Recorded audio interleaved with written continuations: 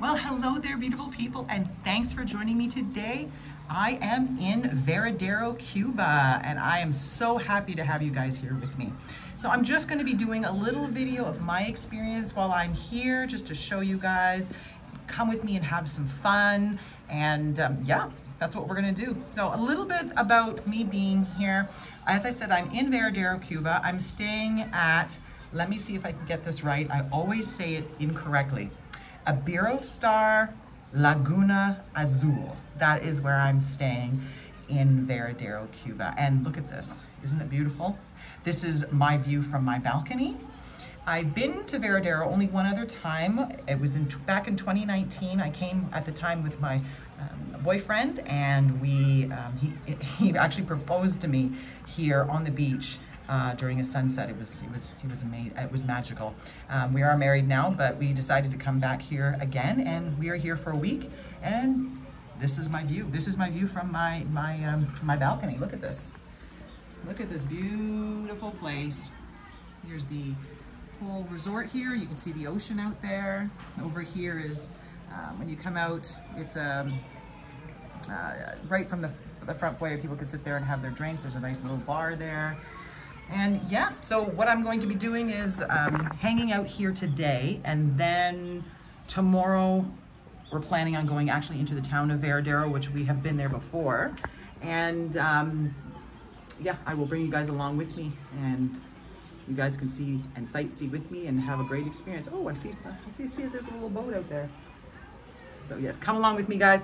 Let's have some fun. And if you have been to Cuba, let me know in the comments, because I would be happy to hear about your experience. Yeah, so let's do this.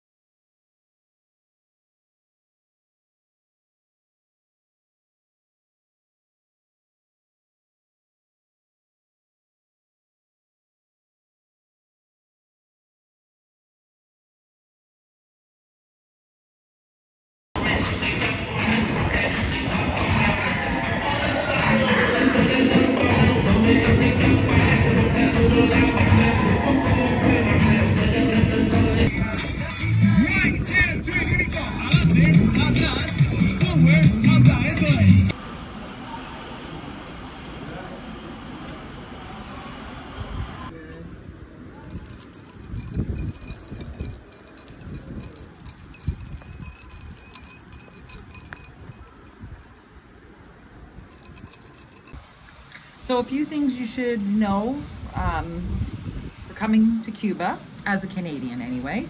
It's a 3-hour flight from Toronto. Great, easy flight, which was wonderful. When you do get here, if you want to exchange your money, you can bring your Canadian money, but I would suggest that you switch it to American. They say American or euros is more popular here. They do not really like Canadian change, so it's pointless to give that to them. So like I said, if you have some Canadian money, take it out while you're still in Canada, take it to the bank, exchange it to American, do your shopping per bank to see what your best exchange rate will get you.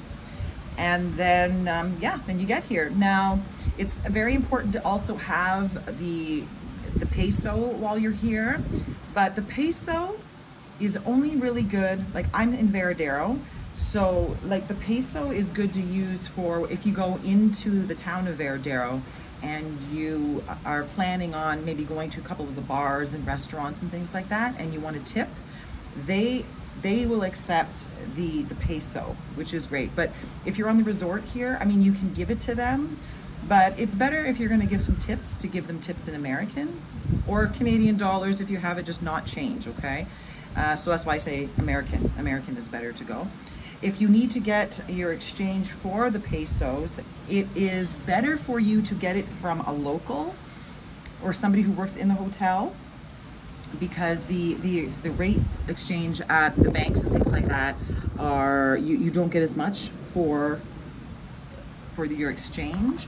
So actually, when we were on the bus that comes and picks you up, we were with Air Transit. So once we got off the airplane and we ended up taking the shuttle bus to the resort, the man on the bus actually told everybody that he can give a better exchange rate for the pesos than going to the hotel or the bank. So yeah, just we got our pesos on the bus on the way here. So that is one thing, a couple things that are good to know if you are coming to Cuba.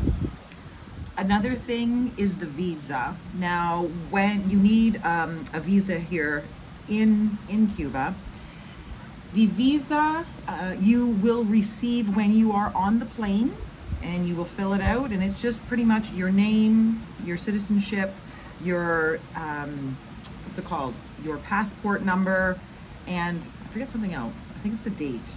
Oh, your birth date, that's right. And you'll fill it out. They'll give it to you on the plane. You got to fill that out, and you have to carry that with you always. So when you do come into Cuba, you will need your passport and you will need that visa to get through immigration. And it's important for you to carry that with you if you are going to leave the resort. I know it's an important document, but just in case you do something ends up happening, it's good to have that with you, just to prove that you're here and they know that you're here. And it's just important to have that paperwork with you. And then when you're not using it, put it in your safe in the resort. But yeah, the visa again is something that's that you have to fill out when you are coming to Cuba. Something a little silly for me, but it is important for safety. And I don't know how it is in other tropical countries because I haven't been. Cuba is the first for me, which I love it. This is my second trip to Cuba, as I was saying before, but when you're on the beach at the resorts, when you come out, there is a flag. There's flags that you have to check the color of when you are here. Now, green means good to go, yellow means caution, and red means you cannot not go in the water. The first time that I came to Cuba, I didn't know this. I had no idea. And I was like, oh, look at the ocean, it's amazing. And I wanted to get into the ocean, and I did. And I went and got in, and I was like, this is so great. And I had some of the workers from the resort come running, screaming, hey, get out of the water, get out of the water. And I was like, what is happening? I don't understand. And they said, the flag is red. I was like, okay. And they told me, no, there's jellyfish, you can't get in the water. I was like, oh my God, because I do not want to get stung by a jellyfish. So that's another thing, that if you've never been to somewhere like this or had that kind of experience about knowing about the different flags, Yeah, so yeah, that happens. Yesterday, the flag here was yellow, which is caution because it's, I don't know if you can hear, it's very windy the last 2 days. Warm as hell, but windy, and the waves are massive. And because the waves are so large that it's just turning the sand around and around and around, so you can't really see the bottom. It can push you into, like, if there's rocks and stuff like that. So they say to take caution. So yeah, that's another one. If you didn't know or if you've never been to Cuba, check for the flag when you get to the beach. The next one should be a no-brainer, but some people don't know, is about the water situation here in Cuba. We as Canadians cannot drink the water here just because our bodies are not used to it. So you have to drink the bottled water that is on the resort. Or if you go into town, you have to buy bottled water. But if you do go into town, like I said, I'm in Varadero, water is very hard to come by, bottled water. It's very, very scarce here. So if you do plan on, say you're at the resort and you want to go out for a day, it's good for you to bring like your to-go mug or cup from Canada, bring it with you. You have it here, and then you can fill it up while you're at the resort, and then you can take it with you when you go out traveling and stuff for the day. I mean, you can see if you can find water, but it is very, very difficult or expensive. I heard one person said that they did find a bottle of water, but it was $10, like $10 American for a bottle, just like a small bottle of water. So yeah, so just remember that. If you do come to Cuba, bring your Imodium, bring your Pepto-Bismol with you, just in case, because you never know. You might eat something, or like I said, you might get some of the water in you when you're showering or whatever. So just take caution to not drink the water when you are here. Another great thing you should do when you do come to Cuba is gifting. Gifting is awesome. First of all, it's always nice to give gifts. It makes you feel good, and it's a good thing, and you're helping out fellow Cubans, and it's just a great thing to do. So because there is a lot of people here who there's a lot of things that they don't get that we have at home. So bringing little gifts is always nice, and you help them out.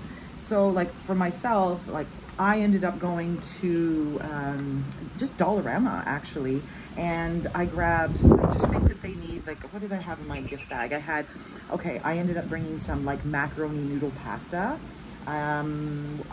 Tylenol, like chocolates like Kit Kats and Snickers, and like Werther Originals, tampons, because some of the women, they don't have tampons. I bought some tampons, some pads. What else did I get? Oh, hair ties, Band-Aids was another one. There's other things that I've heard also that other people have brought from other videos, like for the kids, like crayons and coloring books, and yeah, things like that. It's just little things that they can't get here, and it goes a long way, So like the one main manager, I would call her, I guess, like she's like the cafeteria restaurant manager here in the resort. She's a lovely lady. And everybody, I would like to help everyone out, but then when you're on the resort, there are certain people who do work here that you make a connection with. And those people that I have made a connection with, I'm like, you know what, I'm gonna give them a gift bag. Also, your maid, 100%, make sure you give a gift to your maid, and you tip for sure, and I mean, it's always nice to do this anyways, but you do that and they go above and beyond for you, and it's incredible. Like my maid yesterday, I was jumping all over. I was trying to tell you about the girl from the restaurant, but I'll tell you about my maid first. She's amazing. I left her a gift bag of all that stuff, and then I also we also gave her a tip. I gave her a tip in American the day before, and then I gave her a tip in pesos the day after, and she was amazing. She came in, she was talking to her, she was so thankful, she was so grateful. She started spraying everything with perfume. She left us extra towels. She made sure she was like washing the walls for, like, she was going out of her way. She ended up taking our blankets, and she turned them, made them look like swans. And then we talked to her. We were talking about like the language, trying to learn a little bit of Spanish here and there. Very lovely lady, lovely lady. And because of that, she has gone above and beyond keeping our rooms tidy and clean, and for my children too, because my children are 3 doors down with their own room, and she's been taking care of them as well. And the lady downstairs that I was speaking about, who is like the, I guess, like manager for like the restaurant, wonderful lady, wonderful. I went in to see her yesterday, and she ended up like giving me like a beautiful glass of yummy sangria, which was actually fabulous. And I was talking to her a bit, and I gave her a gift bag, and she was so appreciative. And then this morning when I was down there for breakfast, she came back up to me and she just said, I just want you to know, thank you so much for your gift.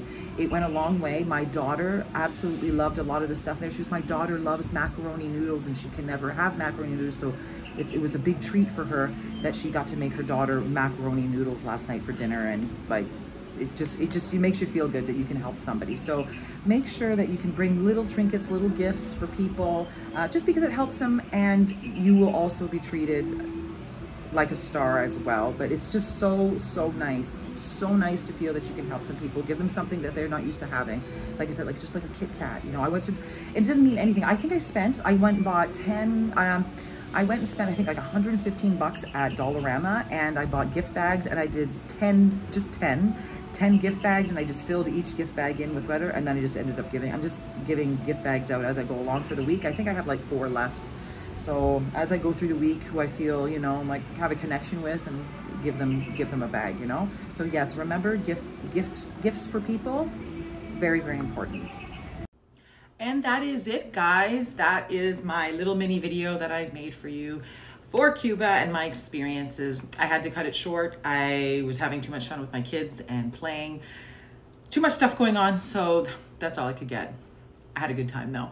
The only thing I didn't mention in my list of tips and things like that, which I hope will help anybody who decides to go to Cuba, is toilet paper. That was the last thing that I didn't add on there. If you are planning to come to Cuba, pack 1 or 2 extra rolls of toilet paper with you, because if you do choose to leave, go off the resort and just go into town, toilet paper is very scarce. And you will be surprised if you end up going to one of the washrooms in the restaurants and there is no toilet paper. Also, just for your note, a lot of places, not all, also don't have toilet seats. So keep that in mind as well, okay? So yeah, pack that toilet paper if you're gonna be leaving the resorts when you go to Cuba. Thanks, guys, for joining me once again. If you've been to Cuba, please in the comments write down where you've been. I'd love to hear your experiences. As I said, I was only in Varadero this time. Last time I was in Cuba, I did Varadero and Havana, but I didn't get to go to Matanza this time, which is another place that I did want to go. Have you been there? If you have, please let me know. I'm always down to hear about everybody else's experiences. I hope my tips helped you. And yeah, so I'm going to try to relax for the rest of the week and try to keep this tan going as long as I possibly can. And I will see you guys again very soon. Thanks for joining me, guys. Talk to you then. Bye.